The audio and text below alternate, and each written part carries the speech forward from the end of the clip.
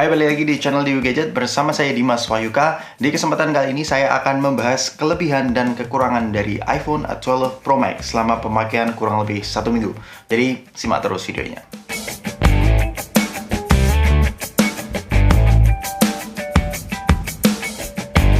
Kita mulai dulu dari kelebihan iPhone 12 series tahun ini. Yang pertama adalah desain dan build materialnya. Tidak bisa dipungkiri iPhone 12 series tahun ini memiliki bahasa desain yang memiliki karakteristik yang sangat kuat sekali. Ini mereka menggunakan desain ikonik ala Steve Jobs, yang mana kita dibawa bernostalgia kembali di iPhone series keempat dan kelima. Dan di iPhone 12 series tahun ini, apalagi yang versi Pro, ini memang frame-framenya dikelilingi oleh stainless steel ya. Ini jadi serasa lebih premium dibandingkan dengan versi non-pro. Sebenarnya saya sudah membahas masalah desain ini di iPhone 12 mini review. Kalian bisa cek di pojok kiri atas ini, kalian bisa cek. Dan itu adalah alasan mengapa iPhone 12 series tahun ini memiliki magnet yang luar biasa in terms of design and build materialnya. Dan kemudian kelebihan kedua yang saya rasakan di iPhone 12 series ini adalah sertifikasi dan proteksinya. Kalau kita ngomongin soal proteksinya terlebih dahulu, di tahun ini iPhone 12 series ini sudah menggunakan di bagian depannya itu menggunakan ceramic shield yang mereka mengeklaim 4 kali lipat lebih tahan dibandingkan dengan generasi sebelumnya. Dan untuk sertifikasinya ini sama-sama sebenarnya menggunakan IP68, IP68, yang mana mereka mengeklaim ini lebih tahan di kedalaman air 2 meter dibandingkan dengan tahun lalu. Yang tahun lalu itu sekitar 4 meter per 30 menit. Sekarang di iPhone 12 series ini diklaim 6 meter per 30 menit, which is really nice. Kemudian yang selanjutnya, yang ketiga adalah untuk varian terendahnya di iPhone 12 Pro dan Pro Max ini mereka sudah meningkatkan kapasitas internal storage menjadi 128 GB. Ini cukup lumayan ya, memang free space di iPhone 11 yang seri Pro tahun lalu. Ini 64 itu menurut saya kurang ya. Untungnya di tahun ini mereka sudah meningkatkan kapasitas base modelnya menjadi 128. Kemudian kelebihan keempat yang saya catat di iPhone 12 series tahun ini adalah A14 Bionic. Sebenarnya bukan karena performanya, kalau kita lihat di skor Antutu ya hampir sama ya, setara dengan Snapdragon 865. Dan menurut saya untuk chipset A14 Bionic di tahun ini, jika kalian pengguna A13 Bionic atau iPhone 11 series tahun lalu, ini memang tidak ada perbedaan sama sekali in terms of performance dan multitasking. Tapi yang saya ingin tekankan ke teman-teman adalah teknologi yang dibawa di A14 Bionic. Yang pertama adalah ini A14 Bionic ini sudah mendukung 5 nanometer fabrikasinya. Ini diklaim lebih hemat daya dibandingkan dengan tahun lalu, yaitu 7 nanometer. Dan satu lagi teknologi yang dibawa di A14 Bionic ini sudah mendukung 5G. Dan kemudian kelebihan kelima dari iPhone 12 Pro Max ini adalah iPhone 12 Pro Max ini adalah seri pertama di iPhone yang menggunakan image stabilization. Ini namanya Shift Image Stabilization. Dan di seri adik-adiknya, walaupun 12 Pro itu sudah menggunakan nama Pro, itu belum menggunakan setup yang sama seperti iPhone 12 Pro Max. Dan iPhone 12 Pro Max ini diklaim mempunyai sensor lebih besar, yaitu 47% lebih besar, dan kemampuan battery low light 87% lebih besar. Jadi bagi kalian yang penasaran bagaimana hasil kamera dari iPhone 12 Pro Max, check it out.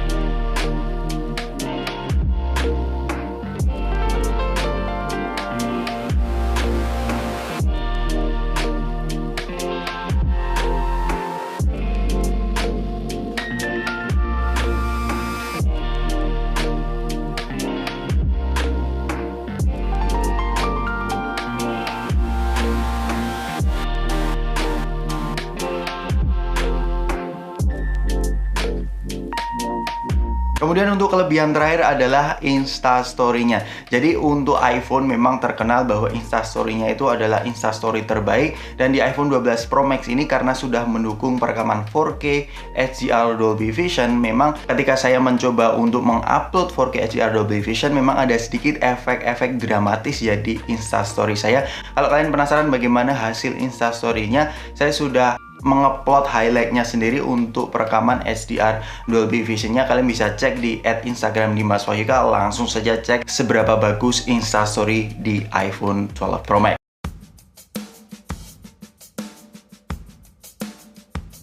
Dan kemudian kita masuk ke segmen kelemahan dari iPhone 12 series. Dan nanti kita akan ngomongin spesifik kelemahan dari iPhone 12 Pro Max.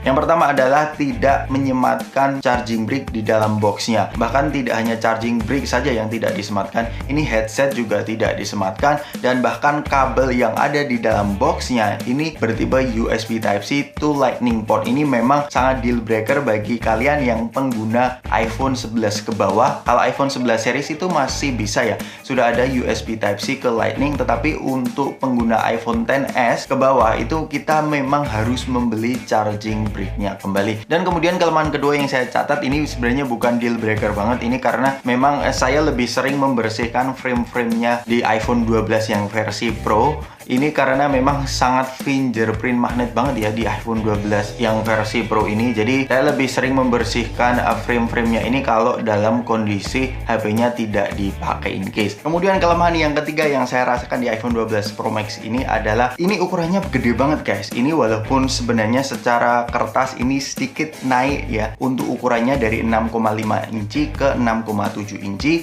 Ini serasanya nggak hanya 0,2 inci aja yang berkembang. Ini karena bodinya juga terasa sedikit lebih gendut. Ini sehingga pembahasan betapa gedenya iPhone 12 Pro Max ini lebih sering dibahas dibandingkan dengan betapa gedenya HP yang sejatinya lebih gede dibandingkan iPhone 12 Pro Max. Jadi menurut saya pribadi ini sedikit lebih mengganggu. Saya rasa dengan ukuran yang gede seperti ini nggak semua orang cocok ya. Mungkin ini tidak cocok untuk dimasukin kantong, cocoknya dimasukin ke tas kecil lah ya untuk iPhone 12 Pro Max ini. Kemudian yang selanjutnya yang terakhir adalah ini juga menurut saya pribadi menjadi kekurangan karena di tahun ini lagi-lagi iPhone tidak merilis HP line up baru mereka dengan refresh rate 120 Hz. Sebenarnya tidak masalah sih 60 Hz di iPhone itu selalu yang paling smooth. Tetapi dengan harga yang cukup mahal, kalau di Indonesia kan iPhone 12 Pro itu lebih dari 20 jutaan. Dengan harga lebih dari 20 juta, mereka masih menahan fitur dari refresh rate tersebut, masih saja 60 Hz. Alright, dan itu saja guys kelebihan dan kekurangan menurut Dewi Gadget, menurut saya pribadi. Dan menurut kalian gimana nih iPhone 12 series di tahun ini? Kalau ada kelebihan dan kekurangan yang kurang saya sebutkan di video ini, kalian bisa bantu di kolom komentar di bawah. Sampai ketemu di video selanjutnya. Peace out.